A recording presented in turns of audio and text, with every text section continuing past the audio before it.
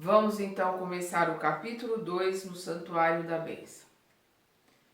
Na véspera da partida, o assistente Jerônimo conduziu-nos ao Santuário da Bênção, situado na zona dedicada aos serviços de auxílio, onde, segundo nos esclareceu, receberíamos a palavra de mentores iluminados, habitantes de regiões mais puras e mais felizes que a nossa. Então, eles vão receber a palavra, as bênçãos de mentores trabalhadores que são de esferas superiores às esferas da Terra. Vamos lembrar que nosso lar é umbral 3, é uma região mais elevada, mas ainda é umbral, está na psicosfera da Terra, e nós vamos ver que esses trabalhadores, esses espíritos, esses mentores iluminados, são habitantes de regiões mais puras e mais felizes que a nossa. As regiões puras, as regiões felizes, elas estão fora do planeta Terra, que ainda é um planeta de provas e expiações. O orientador não deseja partir sem uma oração no santuário, o que fazia habitualmente antes de entregar seus trabalhos de assistência sob sua direta responsabilidade. À tardinha, pois, em virtude do programa delineado, encontrávamos-nos todos em vastíssimo salão, singularmente disposto, onde grandes aparelhos elétricos se destacavam ao fundo, atraindo-nos a atenção. Ele diz que são grandes, são aparelhos elétricos, mas não descreve o que eles são. Então não são tão conhecidos, né? Porque senão ele diria que tipo de aparelhos são. A reduzida assembleia era seleta e distinta. A administração da casa não recebia mais de 20 expedicionários de cada vez. Em razão do preceito, apenas 3 grupos de socorro, prestes a partir a caminho das regiões inferiores, aproveitavam a oportunidade. O conjunto de 12, presidido por uma irmã de porte venerável de nome Semprônia, que se consagraria ao amparo dos asilos de crianças desprotegidas. O grupo chefiado por Nicanor, um assistente muito culto e digno, que se dedicaria por algum tempo à colaboração nas tarefas de assistência aos loucos de antigo hospício. E nós, outros, os companheiros encarregados de auxiliar alguns amigos em processo de desencarnação, perfazíamos o total de 20 entidades. O instrutor Cornélio, diretor da instituição, atendido por um assessor, palestrava conosco, demonstrando simplicidade, fidalguia, magnanimidade e entendimento. Logo de início em nossa administração, explicávamos, procuramos estabelecer o aproveitamento máximo do tempo com o mínimo de oportunidade. Para concretizar a providência, desde muito, não recebemos indiscriminadamente os grupos socorristas. Reunimos os conjuntos de serviço de acordo com as situações a que se destinam. Em dia de recepção, aos que vão prestar serviços na crosta, não atendemos colaboradores incumbidos de operar exclusivamente nas zonas de desencarnados, como sejam as estações purgatoriais e as que se classificam como francamente tenebrosas. Então eles separam para o melhor aproveitamento e no dia de atender, eles vão atender 20 que vão trabalhar na crosta, eles não recebem aqueles que trabalham com os desencarnados, para que a reunião seja mais produtiva. Há que ordenar as palavras e selecioná-las, criando-se campo favorável aos nossos propósitos de serviço. A conversação cria o ambiente e coopera, em definitivo, para o êxito ou para a negação. Além disso, como esta casa é consagrada ao auxílio sublime dos nossos governantes, que habitam planos mais altos, não seria justo distrair a atenção, e sim consolidar bases espirituais com todas as energias ao nosso alcance, em que possam aqueles governantes lançar os recursos que buscamos, compreendendo a extensão das tarefas por fazer e o respeito que devemos àqueles que nos ajudam, somos de parecer que precisamos sanar os velhos desequilíbrios das intromissões verbais desnecessárias e muitas vezes perturbadoras e dissolventes. Nós, encarnados, precisamos entender isso, o poder do verbo, o poder da palavra que se materializa durante uma reunião e como as intervenções desnecessárias atrapalham essa reunião e as vibrações existentes. Vamos lembrar lá no nosso lar, quando o André Luiz foi com a Narcisa assistir uma palestra, um curso, ele viu que algumas pessoas estavam próximas do palestrante e só elas podiam perguntar, porque elas eram estudiosas da matéria. Elas tinham condições de perguntar sem atrapalhar o andamento das vibrações. E é por isso que ele coloca aqui, separam grupos de 20, todos na mesma situação, todos mais ou menos com o mesmo tipo de trabalho, para que possam receber essa palestra, aproveitarem ao máximo e não intervirem desnecessariamente com perguntas desconexas ou fora de propósito. Nós, encarnados, precisamos aprender e entender muito bem isso, porque às vezes alguma pergunta sem nexo, alguma pergunta que não tem nada a ver com o que está sendo colocado na palestra, atrapalha o andamento da situação, da palestra e da vibração que rege ali um ambiente. Enquanto lhe ouvimos as ponderações encantados, imprimiu ligeiro intervalo às sentenças esclarecedoras e continuou. Aliás, o profeta enunciou há muitos séculos que, abre aspas, a palavra dita a seu tempo é maçã de ouro no cesto de prata, fecha aspas. Se estamos, portanto, verdadeiramente interessados na elevação, constitui-nos inalienável dever o conhecimento exato do valor tempo, entre aspas, né? A importância do tempo, de respeitar e aproveitar ao máximo o tempo, estimando-lhe a preciosidade e definindo cada coisa e situação em lugar próprio, para que o verbo, potência divina, seja em nossas mãos o colaborador do Pai. Sorrimos satisfeitos. Nada mais razoável e construtivo, opinou Semprônia, a destacada orientadora que dirigiria pela primeira vez a expedição de socorro aos órfãozinhos encarnados. O dirigente do santuário, reconhecendo talvez como nos sentíamos necessitados de esclarecimento quanto ao uso da palavra, prosseguiu. É lamentável se dê tão escassa atenção na crosta da terra ao poder do verbo, atualmente tão desmoralizado entre os homens. Nas mais respeitáveis instituições do mundo carnal, segundo informes fidedignos das autoridades que nos regem, a metade do tempo é despendida inutilmente, com conversações ociosas e inoportunas. De novo, precisamos entender o valor, o poder do verbo, da palavra. Isso referindo-nos somente às, abre aspas, mais respeitáveis, né? As reuniões e as conversações mais respeitáveis, fecha aspas. Não se precatam nossos irmãos em humanidade de que o verbo está criando imagens vivas. Tudo aquilo que nós falamos se materializa à nossa volta. Vou repetir, não se precatam nossos irmãos em humanidade de que o verbo está criando imagens vivas que se desenvolvem no terreno mental a que são projetadas, produzindo consequências boas ou más, segundo a sua origem.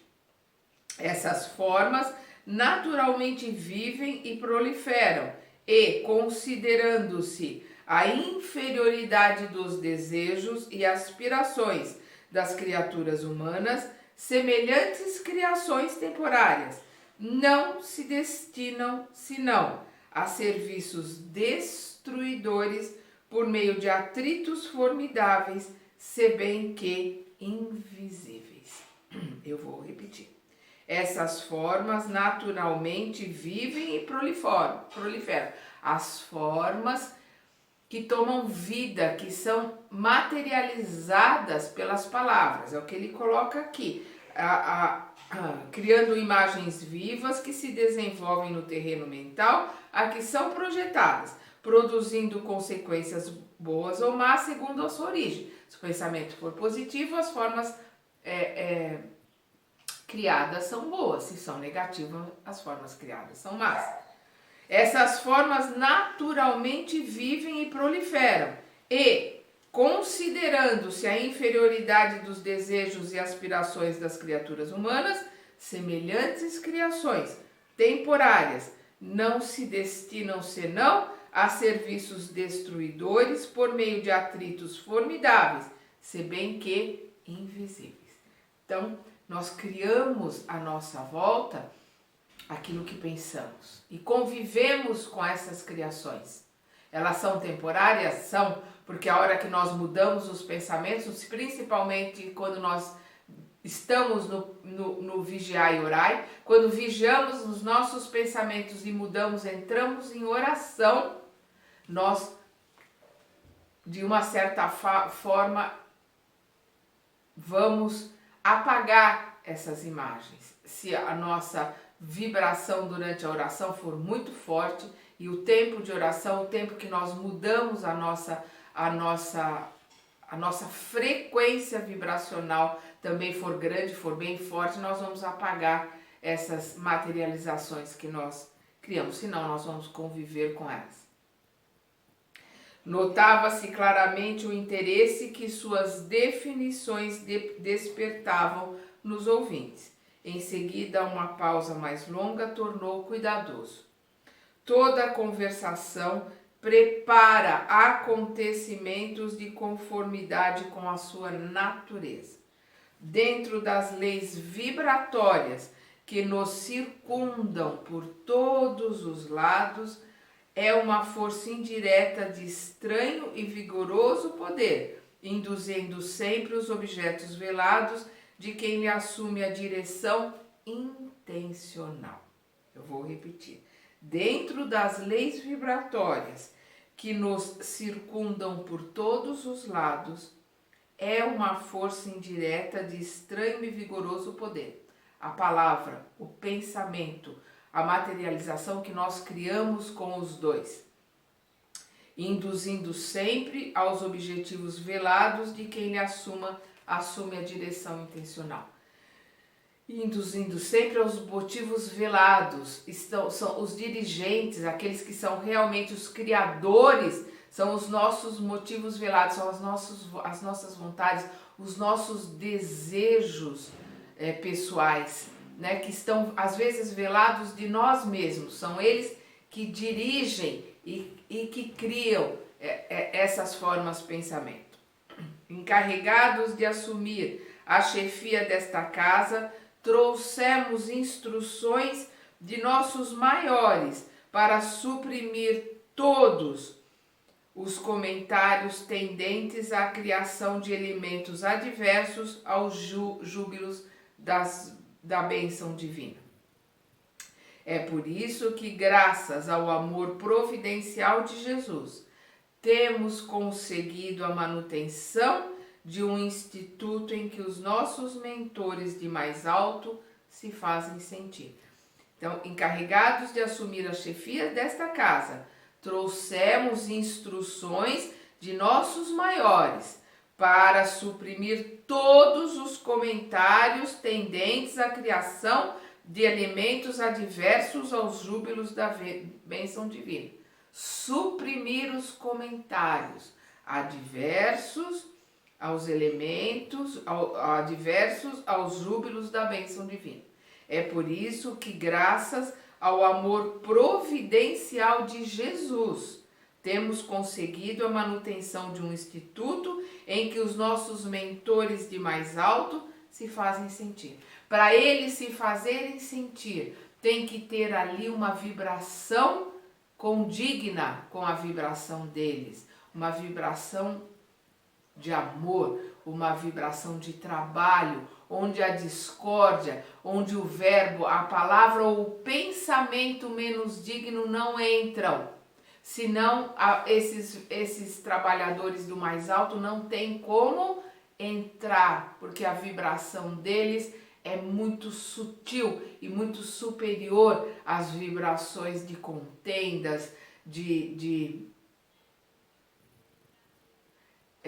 ideias pré-concebidas que atrapalham os trabalhos, que atrapalham as energias de toda e qualquer casa que se predispõe a trabalhar. Então, como eles não permitem as contendas, não permitem os pensamentos menos dignos, não permitem perguntas nem interrupções também menos dignas, eles fazem uma seleção daqueles que vão entrar, uma seleção através da vibração daqueles que vão poder entrar ali e assistir essa palestra. Eles mantêm a psicosfera vibracional daquele salão de bênçãos mais elevado.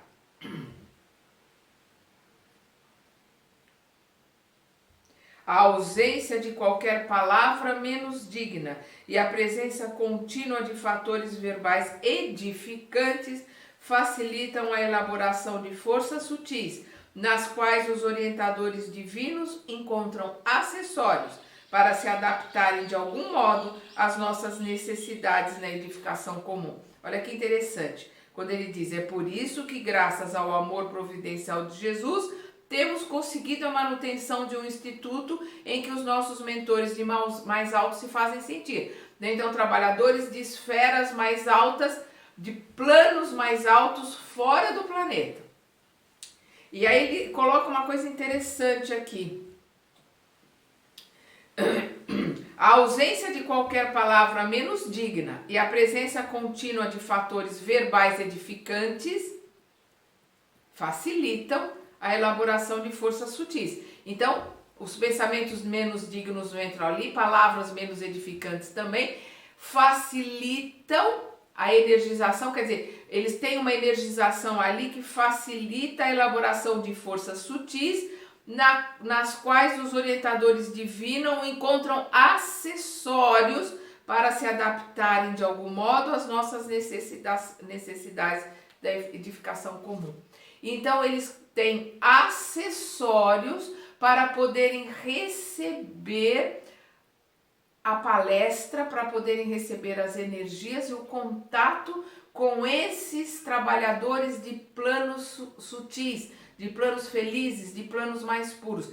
Eles não vão vir presencialmente, eles virão exatamente como nós estamos aqui agora, virtualmente, através de aparelhos que vão poder transmitir a palestras,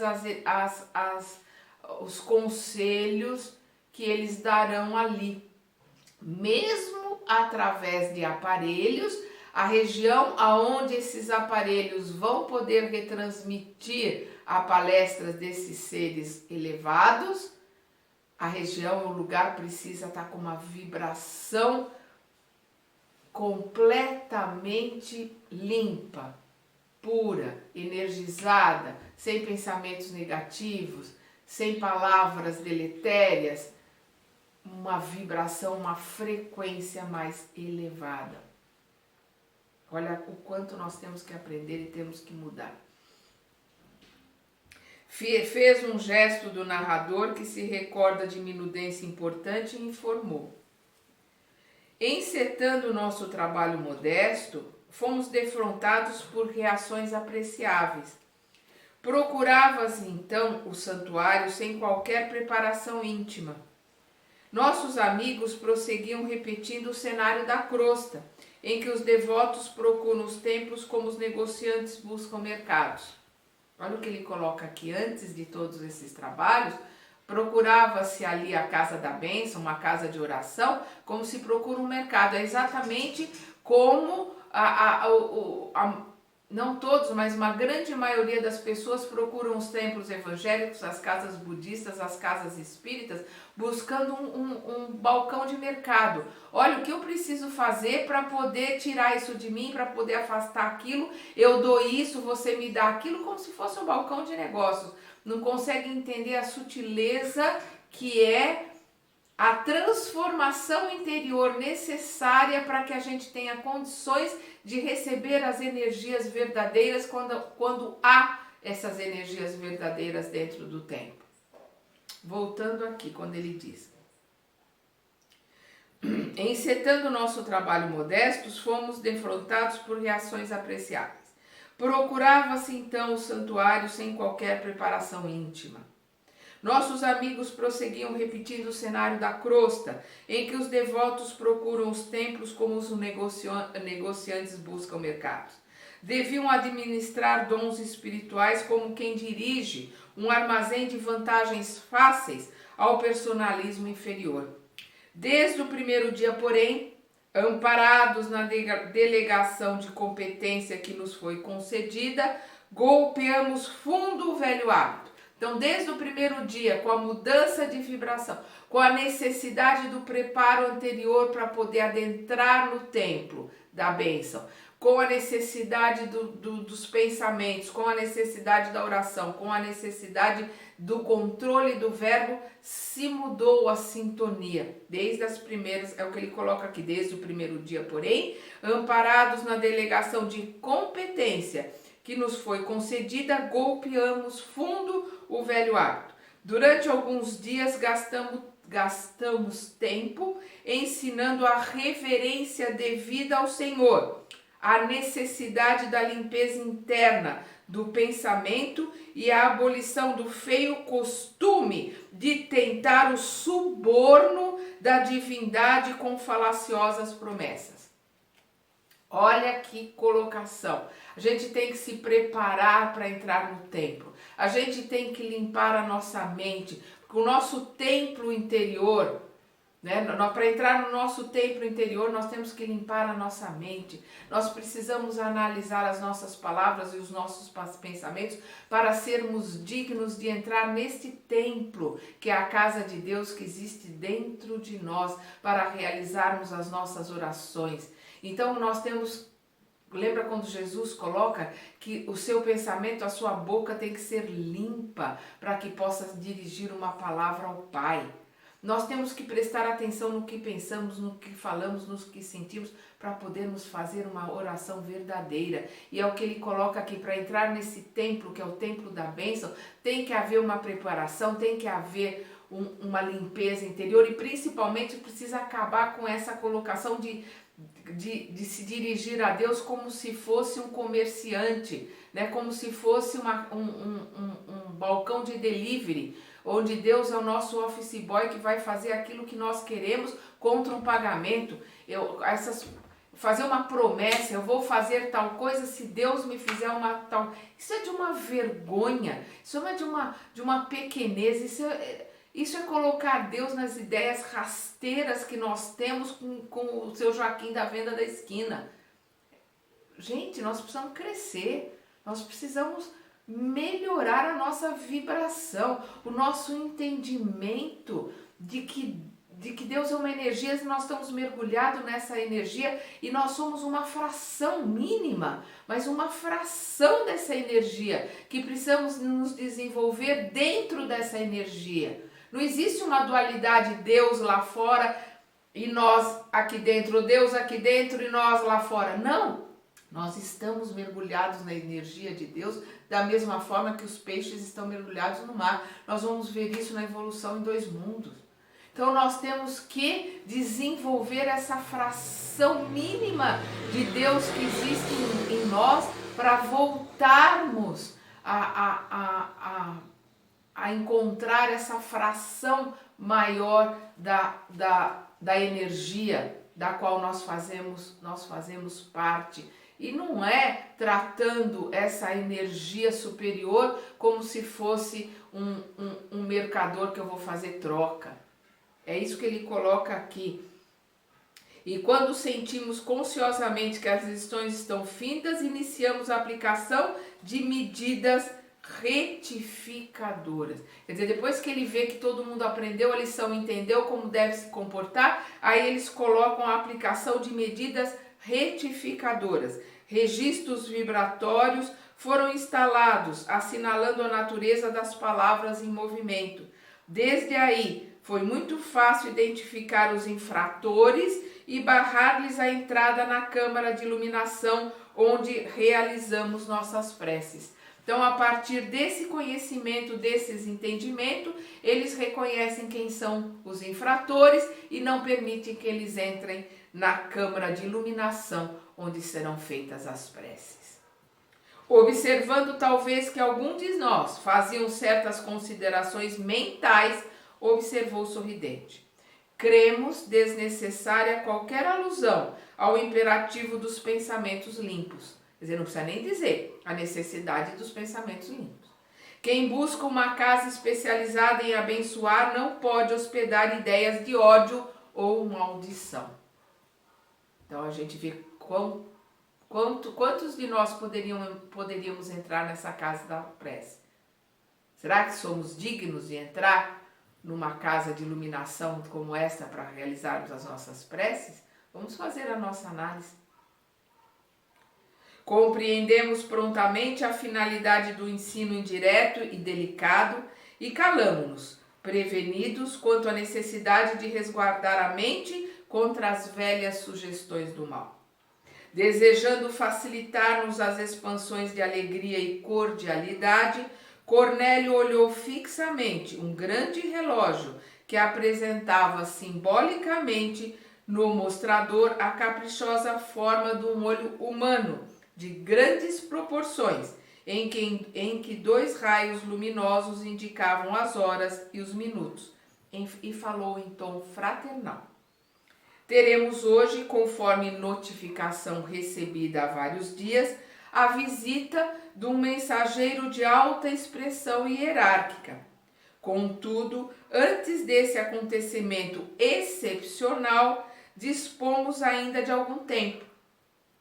Considerando o preito de amor que devemos aos que nos orientam do plano superior, não convém emitir a nossa invocação de bênção, nem antes, nem depois do horário estabelecido. Estejam, pois, à vontade os cooperadores. Então vamos respeitar o horário. Foi pré-estabelecido o horário, vai se começar a oração, né? E os trabalhos no horário que foi estabelecido. E fixando o olhar nos 3 encarregados de serviço, acrescentou, após as reticências: enquanto me entendo particularmente com os chefes das missões, temos quase 1 hora para a troca de ideias construtivas, né? Levando em consideração tudo aquilo que foi dito. Cornélio passou a dirigir-se de modo confidencial aos nossos orientadores e, fracionados em grupinhos diversos, entabulamos conversações amigas. Atendendo-me aos desejos, Padre Hipólito, qual o chamávamos na intimidade, apresentou-me o assistente Barcelos, da turma de servidores que se destinava à assistência aos loucos. Fora ele dedicado professor no círculo carnal e interessava-se carinhosamente pela psiquiatria sobre novo prisma. Acolheu-me com fidalgo tratamento e após as primeiras saudações perguntou bondoso: é a primeira vez que entrega uma expedição socorrista? De fato, esclareci, é a primeira. Tenho acompanhado diversas missões de auxílios na crosta, mas na condição do estudante, com reduzidas possibilidades de cooperação. Agora, porém, o assistente Jerônimo aceitou-me o concurso e sigo alegremente. endereçou-me cativante olhar, no qual transparecia satisfação e surpresa, e observou: o trabalho beneficia sempre. Interessado em seus informes e esclarecimentos, tornei humildemente.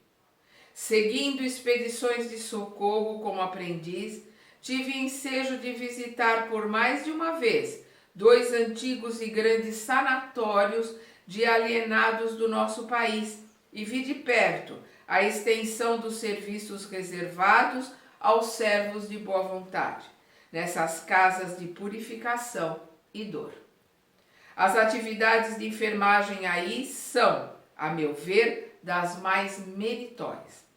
Inegavelmente, concordou ele, prestando-me a atenção, a loucura é um campo doloroso de redenção humana.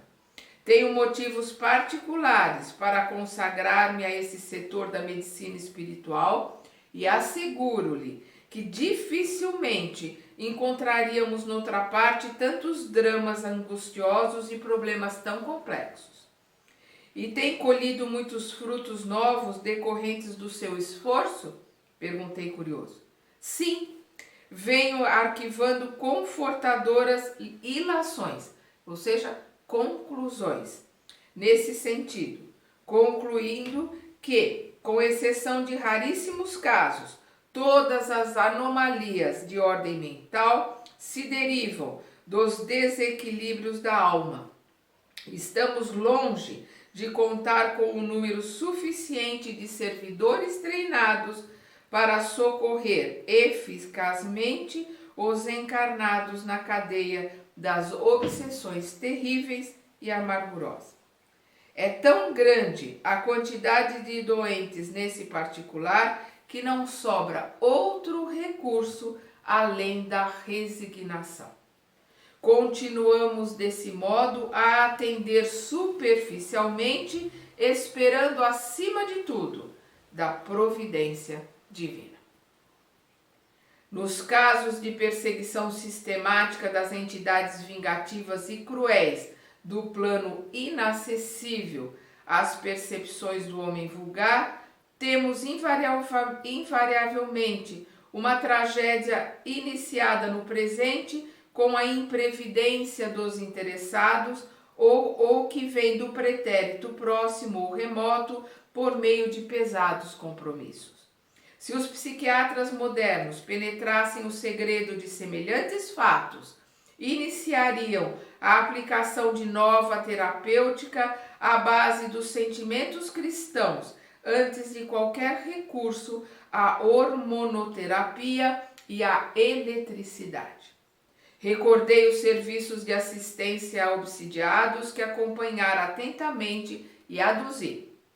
Examinei alguns casos torturantes de obsessão e possessão, que me impressionaram sobremaneira, pela quase completa ligação mental entre os verdugos e as vítimas.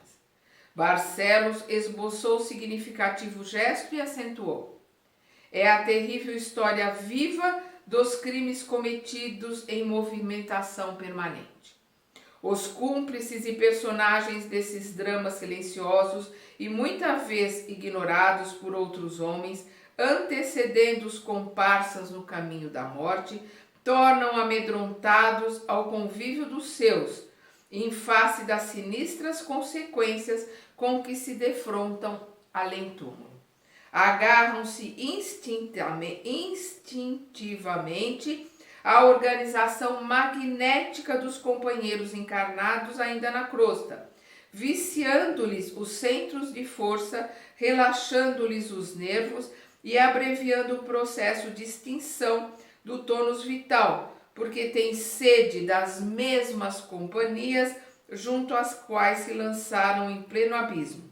Exibem sempre quadros tristes e escuros, nos quais se destaca a piedade de muitas almas redimidas que tornam do alto em compassivos gestos de intercessão e socorro urgente. O que ele coloca aqui é exatamente o que nós vimos e vemos, né, nas reuniões mediúnicas, nos casos de possessão, agarram-se instintivamente à organização magnética dos companheiros encarnados ainda na crosta. Perdão, viciando-lhes os centros de força, né? Viciando-lhes os chakras e se alimentando com as energias desses irmãos, se alimentando das suas energias físicas, das suas energias eletromagnéticas e do seu fluido vital.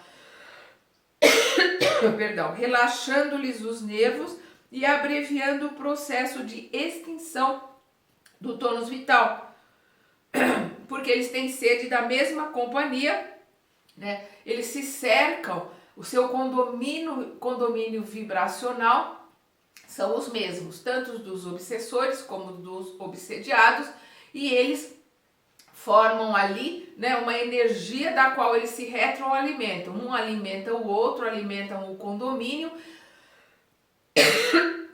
perdão, e vão se deteriorando nesse círculo deletério, né, vicioso de energia que eles fazem entre si. Exibem sempre quadros tristes e escuros, nos quais se destaca a piedade de muitas almas redimidas, que tornam do alto e compassivo gestos de intercessão e socorro urgente, né? Almas em missão que vêm ajudar esses irmãos, né? Ou vêm encarnados ajudar, ou vêm desencarnados ajudar. Imprimiu as considerações ligeira pausa e prosseguiu. Entretanto, observo na atualidade especialmente outro campo alusivo ao assunto. Antes de minha volta ao plano espiritual, faminto de novas informações referente ao psiquismo da personalidade humana, examinei atento a doutrina de Freud. Então nós vemos aqui que ele vai começar a falar sobre o trabalho de Freud, né, e o trabalho junto aos irmãos obsidiados que são tidos aqui no planeta como loucos. Vamos continuar na segunda parte deste capítulo.